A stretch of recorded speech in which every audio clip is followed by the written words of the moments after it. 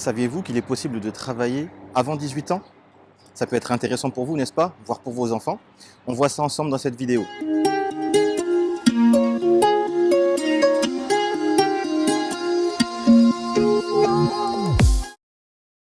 Salut et bienvenue sur notre chaîne. Je suis Cédric du cabinet Connect Consulting Recrutement.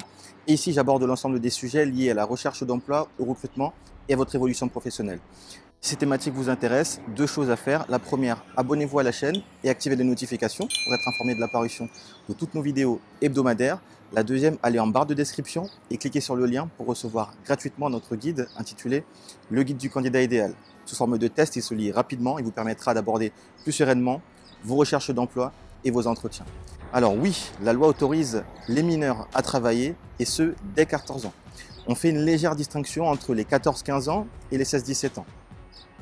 Pour les 14-15 ans, vous pouvez travailler 7 heures par jour, 35 heures par semaine maximum et vous êtes limité à la période des vacances scolaires, plus précisément la moitié des vacances scolaires. Par exemple, si vous avez 15 jours de vacances, vous pouvez travailler 7 jours sur les 15 jours. Vous ne pouvez pas travailler la nuit et les travails les dimanches et les jours fériés sont également interdits, sauf exception. Au niveau du salaire, le salaire minimum qui peut vous être versé est équivalent à 80% du SMIC. Pour les 16-17 ans, légère différence au niveau du nombre d'heures, puisque vous pouvez là travailler cette fois-ci 8 heures par jour, 35 heures par semaine maximum, et vous n'êtes pas limité dans le temps, c'est-à-dire que vous pouvez travailler toute l'année. Vous n'êtes pas limité à la période des vacances scolaires. Vous ne pouvez pas non plus travailler les samedis et dimanches, sauf exception, et vous ne pouvez pas travailler la nuit, sauf exception. Au niveau du salaire, le salaire minimum qui doit vous être versé est équivalent à 90% du SMIC. Certains métiers dans certains secteurs d'activité sont interdits, que ce soit pour les 14-15 ans, mais aussi pour les 16-17 ans. Ça va concerner tout ce qui va être débit de boissons, étalage extérieur des commerces et toutes les activités pénibles ou dangereuses, notamment le port de charge et le travail sur machine. 5 jobs intéressants à faire pour vous.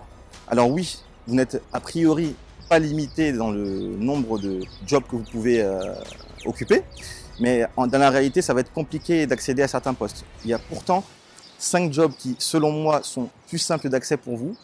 Le premier, ça va être le babysitting. Le deuxième, ça va être la garde ou la promenade des animaux. Le troisième, ça va être la possibilité de travailler dans la restauration, notamment la restauration rapide, même si actuellement, avec le contexte de la Covid-19, ça peut être compliqué, mais en tout cas, la restauration rapide, de manière générale, c'est un secteur d'activité qui recrute beaucoup. Le quatrième job, ça va être la possibilité d'être animateur en centre de loisirs ou en centre de vacances. Donc ça peut même être intéressant pour vous pour partir en vacances gratuitement. Et enfin, le cinquième job, c'est le soutien scolaire. Voilà, vous avez certainement des facilités dans certaines matières. N'hésitez pas à justement proposer votre aide à des élèves plus jeunes que vous, notamment en primaire, qui sont en difficulté. Quelques conseils pour trouver maintenant le job. Alors, le premier, c'est d'aller faire de la candidature spontanée physiquement, c'est-à-dire vous déplacer au sein des entreprises. Ça fera la différence. Déjà parce que ça vous permettra de dire aux commerçants, aux gérants que vous avez le droit de travailler, parce que beaucoup, malheureusement, ne le savent pas. Donc, vous pouvez leur préciser que vous avez le droit de travailler, dans quelles limites, et ça montrera aussi, ça démontrera votre motivation. Donc, c'est un point non négligeable. Soignez votre apparence physique lorsque vous allez faire la candidature spontanée.